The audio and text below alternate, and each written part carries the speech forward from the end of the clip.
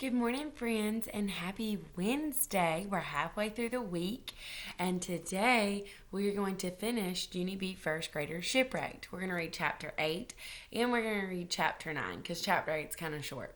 So let's go ahead and jump right in. Chapter 8, Practicing.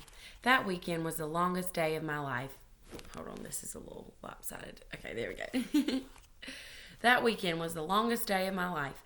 I kept on wanting to get back to school so I could work on my play some more. That's how come on Monday morning I ran to my desk as fast as I could. Only I couldn't even stay in my chair that good because I had excitement in my seat, that's why. Finally, the bell rang for school. And then wowie, wow. Mr. Scary took us to the auditorium to practice on a real actual stage. And that is a dream come true. My heart was thumping and pumping when I walked up the steps. Then all of us sat down on the stage floor. And Mr. Scary got us started. Boys and girls, we're going to begin with the very first scene where Queen Isabella, meets Columbus, he said. Lucille and Jose, will you please come?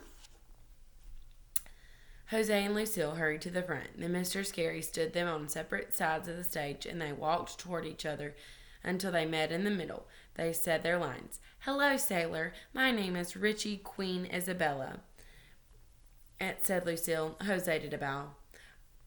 Hola, Queen Isabella. My name is Crystal Colon, he said. I would like to look for a new trade route to China. Can I please have some money to sell the ocean blue? Lucille pretended to think for a second, and then she fluffed her fluffy hair and she pulled fake money out of her purse. Okay, here's some money, she said, but please bring back the change. Mr. Scary quick raised his hand and hollered, Hold it! I don't remember that line about bringing back the change, Lucille, he said. Is that something new you've added? Lucille nodded. Yes, my Nana and I thought it over this weekend, she exclaimed, and Nana said that rich people always ask for the change, or else how would they get rich? Mr. Scary stared at Lucille a real long time. Then finally he said, Let's move on, and he called for the actors in Scene 2. Scene 2 is where Columbus picks out the sailors for his trip. All the sailors ran speedy quick to the front of the stage. Then Jose stood on a box in front of them, and he said his next line. Who would like to sail the ocean blue with me? Please call out your names, he said. And so the sailors called out their names. And guess what? One of their names was Sinbad, and one of their names was Popeye, and another one was Captain Hook. I clapped my hands very happy. This play is turning out better than I thought, I said. After that, it was time for the three ships. I grabbed Sheldon's hand and I pulled him behind me to the front of the stage. And what do you know? I got there first. And Sheldon got there second, and May was last. I skipped all around her very springy, and I sang a happy ship song. It was to the tune of The Farmer in the Dell. The Pinta got here first, the Pinta got here first. Hi-ho, the derry-o, the Pinta got here first. Mr. Scary made a mad face. Junie B, that's enough, he said. For the very last time, this is not a race. May stuck her nose in my face. Yeah, Junie Jones, this is not a race, she said. Not a race. Mr. Scary bent down between us. I'm talking to you too, May, he said. If you two can't get along, I'll find someone else to do your parts. Do you both understand? May kept looking at me. I understand. Do you understand, Junie Jones? Huh? Do you? Mr. Scary stood back up. Then very silent, he took May to the back of the stage, and he made her sit down. I laughed and pointed and waved at her back there. Then bad news. I had to sit down too. All right, so this is the last chapter of Junie B. First Grader Shipwrecked, and it's called Shipwrecked. So now we're going to get to find out why this book is named what it is. All right, you ready? Chapter 9, Shipwrecked. Thursday, dear first grade journal. Tonight is parents' night. And good news, Roger came back to school today. Only now he has a little bit of a cold. Only who even cares? Because, yay, he's going to be the land. We practiced our play 3 more times today. It went very good. Except for Sheldon doesn't want to sell to Jeremy Roger. Plus, May kept on hogging the whole entire ocean blue. From Junie B., first grader. As soon as I finished writing, the bell rang to go home. I quick put away my journal, and I skipped out of room 1 very gleeful. Only, that night after I ate dinner, Mother and Daddy drove me right back there, and I skipped back in again. And guess what? There were parents snooping everywhere. They were snooping at our bulletin boards and snooping in our desk, and they were even snooping in our test papers. And all of the children had tension in us, because every test can't be a gym, you know. Then finally, Mr. Scary saved the day. He clapped his loud hands together, and he said it was time for the play. Then, phew, all of us got relief in our faces, and we hurried to the auditorium as fast as we could go. And we quick put on our costumes. I tapped on Sheldon very giggly. My stomach has flutterflies in it. I said, "Does yours, Sheldon? Does your stomach have flutterflies?" Just then, Roger sneezed real loud near Sheldon's ear. Sheldon made a sick face. Then he quick held his nose nostrils again, and he whispered the word, "Jeremy boy." Pretty soon, Mr. Scary made the shush sound. Then he smiled at us in our costumes. "Okay, people, it's showtime," he whispered, very excited. He did a happy thumbs up, and we did a happy thumbs up back.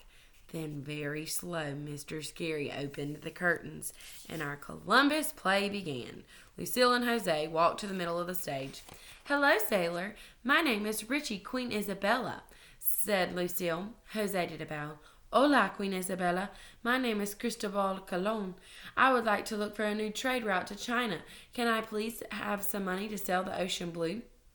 Lucille reached into her purse. "Okay, here's some money," she said, "but please bring back the change." After that, Jose bowed to Lucille again, and Lucille curtsied to Jose, and they walked off the stage. The sailors hurried to their places. My heart pounded and pounded inside of me on account of after the sailors came the ships. Mr. Scary lined us up to go on to stage. "Good luck, you 3, he whispered. Then wowie, wow, it was time. I swallowed very hard. Then me and May and Sheldon sailed right onto the stage, and we started to say our lines.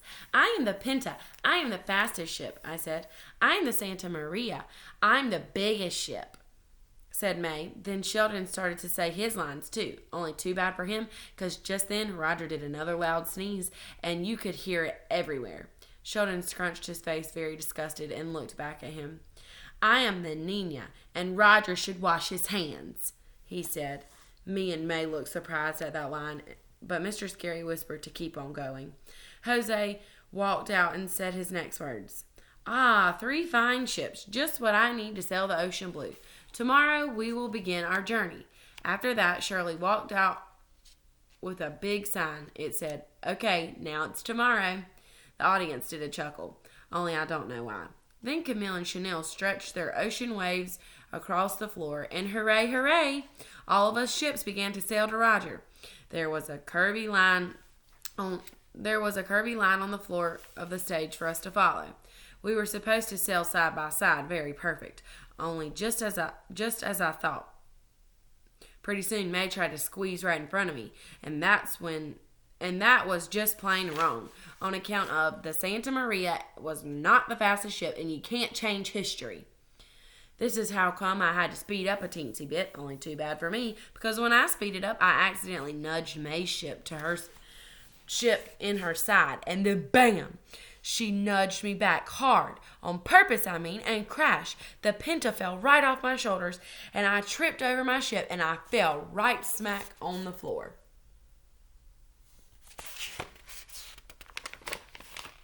Then, oh no, May tripped over my feet, and she fell right down on top of me, and so Sheldon almost fell too, and he quick did a swervy, and he crashed into land himself, and then kaboom! Both of them fell on the floor across from us, and that's when the worstest thing of all happened, because all of a sudden, achoo!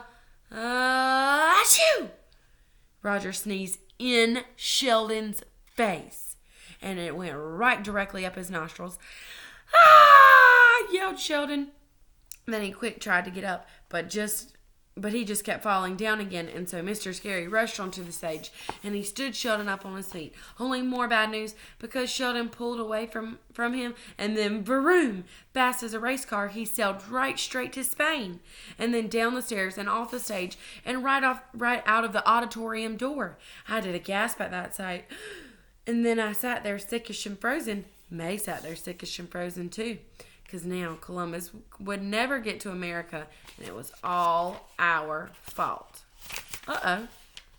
There's one more chapter, but it's really short. We'll read it. Chapter 10, Surprise. It was the terriblest moment of my life. I looked at the side of the stage. All the children had shock in their faces, plus Mr. Scary had shock in his face, too. He quick hurried over to close the stage curtain, only that's when a miracle happened, because just at that exact same time Jose hollered, "Wait!" And then zippity fast, he jumped right into the ocean, and Christopher Columbus swam to America. He did it, he really did. He swam like the wind, I tell ya. He landed right on Roger, and all the audience clapped and clapped.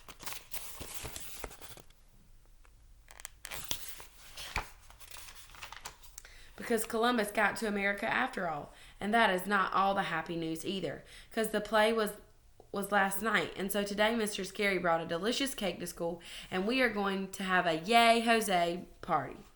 Only there's still one teensy problem, on account of some of the children aren't actually speaking to me and May because of what happened in the play. And so lucky for me that my bestest friend named Herbert got back from the virus today, because he already helped me write apology to room 1. I'm going to read it after we have cake, on account of children are in better moods if they have sugar in them. Here are the words I wrote to say. Dear Room 1, except for not May, actually. I am sorry I fell down at the play. I'm going to take all of the blame for what happened, because that will be big of me, I think. And so I'm going to mention about how I got rammed in the side by another ship real hard. I mean like an iceberg. Thank you for not being mad at me. You are a delightful bunch. Your friend, Junie B., first grader. P.S. In the next play, I will be a mouse, on account of ships can sink, but mice just float, usually. And so a mouse play is still the way to go, I think. The end. So we finished that book. Tomorrow, we're going to start Junie B., first grader, Boo, and I mean it. And there's no blurb, but chapter 1 is called Secrets. So we only have, we only have 4 Junie B. Jones books left in our series, and then we will have read all of the Junie B. Jones books. So make sure you tune in tomorrow because we're going to start reading our new book. See ya!